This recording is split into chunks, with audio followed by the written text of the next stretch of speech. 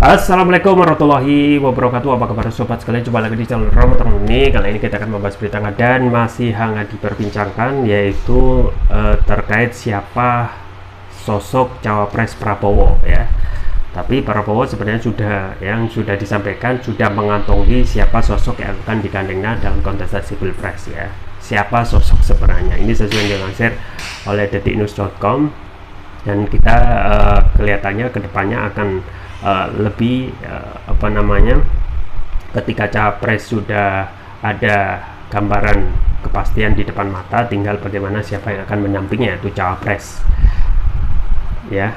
Ini sesuai yang dilansir oleh detiknews.com. Langsung saja kita baca dan kita ulas. Jakarta, Prabowo Subianto mengaku telah mengantongi 6 calon wakil presiden yang akan mendampinginya pada Pilpres 2024. Sosoknya hingga kini masih misterius. Ketua Umum DPP Partai Gerindra itu enggan membeberkan nama tersebut ke publik. Capres sudah di kantong saya. Kalian mau tahu? Kriteria wakil presiden adalah wakil negara Indonesia. Mau lagi? Mau kisi-kisi? Dia kalau tidak pria, dia kalau tidak perempuan, ujar Prabowo di hadapan para kader se-Sumatera Barat di Batu Sangkar, dilansir Detik Sumut Sabtu malam.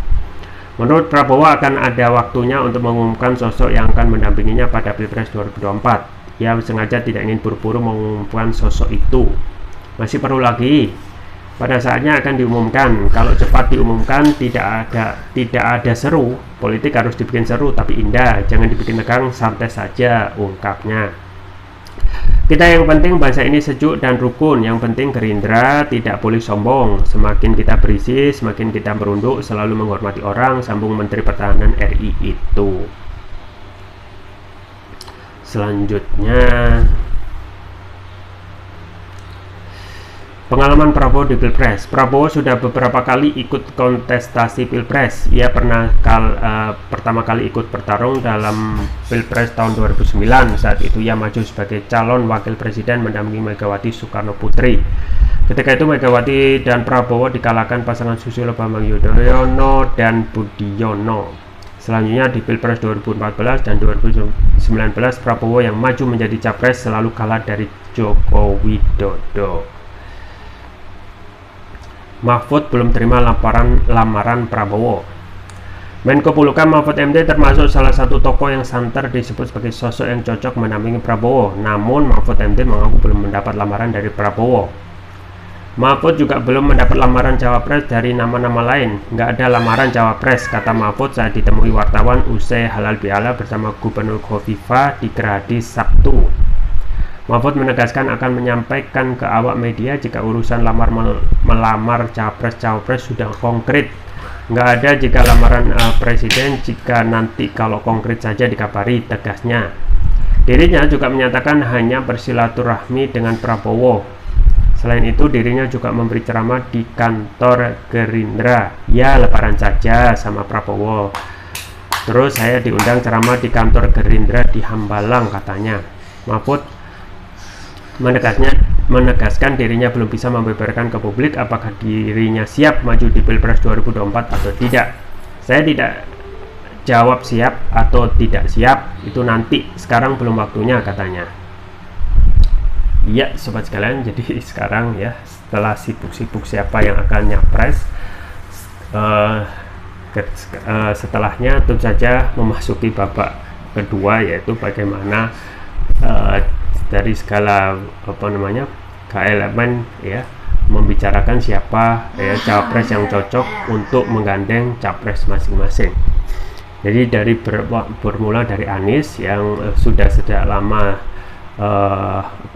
konstelasinya panas ya untuk membutuhkan koalisi perubahan.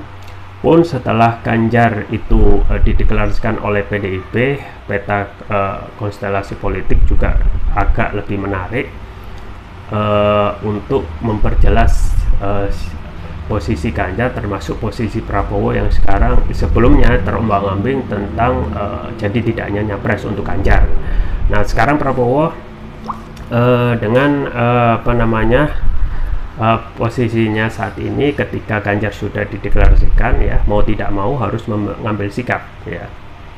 Beberapa waktu setelah Ganjar diumumkan sempat ada pertanyaan siapa yang berhak ataupun siapa yang layak untuk menjadikan Ganjar itu sebagai cawapres. Ini juga menarik karena ada 7 kriteria yang juga sudah disampaikan oleh Presiden Jokowi ya, di antara kriteria-kriteria yang sering muncul dalam survei ya, yaitu Erick Thohir, Sandiaga Uno, Mahfud MD ya, kemudian juga Kofifa ya. Yang paling menarik yaitu ada sosok Prabowo ya, yang kita ketahui setelah itu responnya dan masuk juga internal dari Gerindra ya, menegaskan bahwasanya posisi Prabowo itu kembali lagi kepada sesuai keputusan Rapimnas ya, Rakernas, bahwasanya Prabowo itu ya posisinya sebagai capres bukan cawapres. Dan kembali lagi ya, setelah ada kepastian deklarasi oleh Prabowo, deklarasi oleh Ganjar, maka mau tidak mau Prabowo harus menentukan sikap ya. Prabowo sudah menentukan sikap ya, bahwasanya dirinya mempunyai ya partai yang kuat ya, dan tidak ada alasan untuk tidak maju sebagai capres. Dan memang kalau kita melihat pengalaman Prabowo yang cemerlang ya, meskipun belum memenangkan kontestasi, ini juga menjadi track record buat Prabowo sendiri ya. Kalau jadi maju ya dalam kontestasi Pilpres 2024, maka ini akan membuat Prabowo ya 4 kali ya masuk atau nyebur dalam kontestasi Pilpres. Di 2009 ya, kita ketahui Prabowo digandeng sebagai cawapresnya Megawati ya, saat itu gagal, dan yang menjadi pemenang adalah SBY dan juga wapresnya Budiono. Nah, di situ ada batu tulis ya, sebelumnya prasasti batu tulis yang memberikan kesepakatan kalau saat pada 2009 jadi cawapres Megawati, di pemilu setelahnya yaitu 2014 dan 2000 setelahnya 2019 itu Prabowo yang PDIP itu yang akan mendukung Prabowo sebagai presiden. Tetapi memang tinggal prasasti itu diabaikan, dan itu sudah berlalu. Di 2014 dan 2019 Prabowo akhirnya memang maju ya, dengan tidak ada dukungan dari PDIP. Justru PDIP yang menjadi kontestan ya, ataupun berhadapan langsung ya antara Prabowo dan juga PDIP yang mendeklarasikan Jokowi sebagai capres. 2 kali kalah ya, 2014 dan 2019. Nah, tinggal sekarang kalaupun jadi maju di 2024, maka ini akan menjadi rekor ya bagi Prabowo yang sebelumnya jarang ada ya dalam maju dalam kontestasi Pilpres. Nah, Prabowo saat ini dengan kapal yang kuat yaitu Gerindra, diharapkan bisa meraih suara signifikan setelah sebelumnya ya sempat kalah dua kali berturut-turut ya melawan Jokowi di 2014 dan 2019 ya. Setelah dinyatakan kalah, ditarik tuh ya jadi Menhan atau jadi Menteri Pertahanan, yang sontak itu membuat para pendukung Prabowo itu ketar-ketir gitu ya, yang semulanya timbul tenggelam bersama rakyat justru sekarang tenggelam dan ikut bersama kekuasaan ya. Dan setelah itu kita ketahui ya dalam posisinya Prabowo ketika masuk dalam kekuasaan atau di istana, tidak banyak perubahan yang bisa diharapkan oleh pendukungnya yang sudah kecewa ya, untuk menyelesaikan berbagai kasus dan permasalahan rakyat ya. Permasalahan kasus kilometer 50 ya, tidak ada satu komentar untuk ya menyelesaikan, bahkan untuk komentar pun tidak ya, termasuk juga bagaimana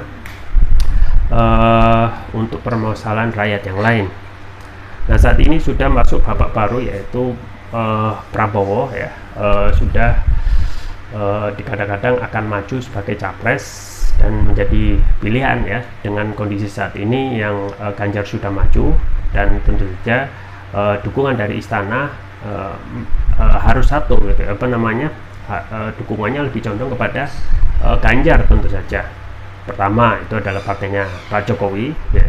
Yang kedua bagaimana kepentingan istana, dan yaitu Presiden Jokowi termasuk itu bisa kelihatannya bisa diakomodasi ataupun bisa diamankan ya oleh sosok Ganjar. Nah, tinggal bagaimana Prabowo saat ini yang kembali lagi dalam tanda kutip ya dibully gitu ya. Yang semulanya sebelum Ganjar itu dideklarasikan itu dukungannya kelihatannya sangat kuat oleh istana ya. Ternyata setelah Ganjar itu ada kepastian, maka kembali lagi gitu ya, Prabowo sekarang menjadi seorang sendiri untuk maju dalam kontestasi pilpres. Dan memang pertanyaan-pertanyaan setelah itu adalah bagaimana siapa yang akan menjadi bacawapres ya, bacawapres pendamping Prabowo Subianto ya. Kalau sekarang koalisi yang sudah terbentuk yaitu KIR, Koalisi Indonesia Raya ya, sudah memenuhi ambang batas presidensial threshold 20% sesuai pasal 222 Undang-Undang Pemilu, yaitu menggandeng PKB ya. Di situ ada Caimin ya, yang saat ini beberapa minggu kebelakangan komunikasi politiknya agak intens ya, karena di beberapa waktu setelah Ganjar itu dideklarasikan ya, posisi Caimin yang sudah kadung masuk dalam koalisi Indonesia Raya ini memang diharapkan bisa menjadi pasangan Prabowo gitu ya. Jadi tidak banyak orang yang diharapkan bisa cocok ataupun digandeng oleh Prabowo ya. Dalam kontestasi tentunya harapannya bagaimana bisa memenangkan kontestasi tersebut ya. Jadi tidak hanya sebagai sole survivor saja atau satu partai saja yang akan bertarung ya. Misalnya PDIP yang memang tanpa melakukan koalisi sudah bisa bertarung sendiri ya, tetapi perlu ada dukungan ya. Dan menjadi waspada untuk PDIP karena ya, kalau tidak waspada ataupun tidak evaluasi tentang kinerja partainya, bisa jadi ya nasibnya sama seperti Demokrat ya, 2 kali menang pilpres ya, menjadi partai pemenang pemilu, tetapi at the end ya, pada periode ketiga keok menjadi partai menengah ya. Nah, itu bisa saja terjadi untuk PDIP yang saat ini menjadi bulan-bulan berada di dalam kondisi yang aman, nyaman ya, menjadi pemenang ya, dengan kondisi partai yang beberapa kasus di beberapa persoalan rakyat itu dukungannya tidak kelihatan ya, terkait kasus kenaikan harga BBM ya, terkait kasus permasalahan minyak goreng yang sempat naik dan hingga saat ini pun belum turun ya, keperpihakannya untuk dukungan kepada undang-undang Ciptaker ya, yang lebih dukungannya lebih condong kepada oligarki, itu yang akan menjadi penilaian tentu saja bagi rakyat untuk partai ya di pemilu selanjutnya, yaitu 2024. Nah, sekarang Prabowo ya. Nah, Prabowo sekarang masih tentu saja akan berhati-hati terhadap siapa yang akan digandengnya ya, karena yang digandeng siapa yang akan jadi capres ini ya, semuanya diharapkan akan bisa meraih ya suara signifikan untuk memenangkan kontestasi ya. Jadi suara yang sangat signifikan banyak, yaitu suara yang berbasis Muslim ya. Jadi kalau melihat daftar nama yang sering ya digeber oleh lembaga survei ya, tidak akan beranjak dari nama-nama tersebut ya, yaitu misalnya Kofifa yang sudah coba dijajaki ya oleh Prabowo, dan juga untuk Caimin sendiri, yaitu yang koalisi Indonesia Raya yang sudah terbentuk ya. Tinggal bagaimana Prabowo mau nggak gitu ya, mau nggak ya. Meskipun elektabilitas Caimin itu tidak begitu moncer ya, tetapi ini bisa menjadikan suatu kekuatan ya, dengan kursi yang lumayan ya untuk PKB. Dan kalaupun nanti Caimin bisa digandeng sebagai bacawa pres, itu tentu saja akan menggerakkan suara basis pemilih Islam ya, termasuk juga NU yang juga lumayan besar gitu ya, untuk dijadikan raihan suara signifikan untuk memenangkan kontestasi.